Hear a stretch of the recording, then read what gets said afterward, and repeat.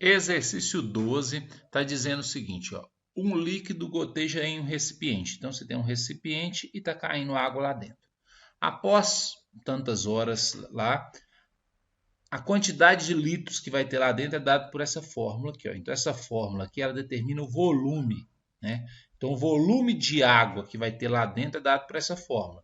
Então tem lá o recipiente, está caindo água lá dentro. Se eu quero saber quanto que tem de água lá dentro, é só substituir o T pelo tempo. Eu quero saber depois de 2 horas quanto tem de água lá. Então substitui o T por 2. Eu quero saber quanto de água tem lá depois de 5 horas. Substitui o T por 5. Aí você vai saber de quanto que tem lá dentro. Quanto tem lá dentro de água. Aí está perguntando, qual a taxa de gotejamento de líquido no recipiente? Ou seja, com que velocidade essa água está caindo lá dentro? Em litros por hora. É a variação do volume em função do tempo.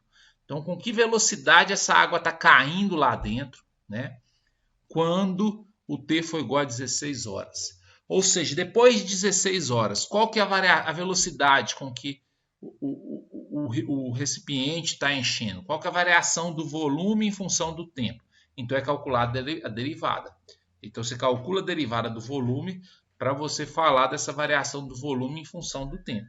E depois substitui o T por 16. Derivada do 5T é 5. Derivada de t elevado a meio, ó, desce o meio multiplicando, subtrai 1 lá em cima, ó, vai ficar assim. Ó.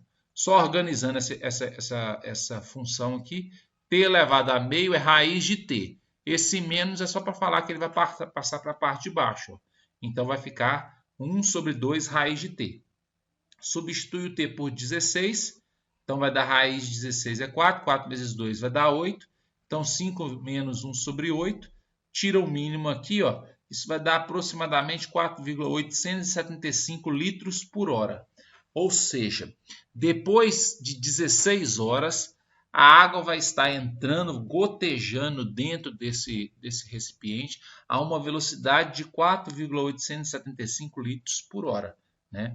Então, ficar atento. Esses exercícios, sempre que falar de taxa, razão, é uma ideia de derivada. Então, taxa de gotejamento é a velocidade com que a água está gotejando. Em um outro falou razão de aumento do peso, ou seja, é a velocidade com que está aumentando. Então, isso é um indício de derivada nesses exercícios aí. Então, essa é a resposta do número 12.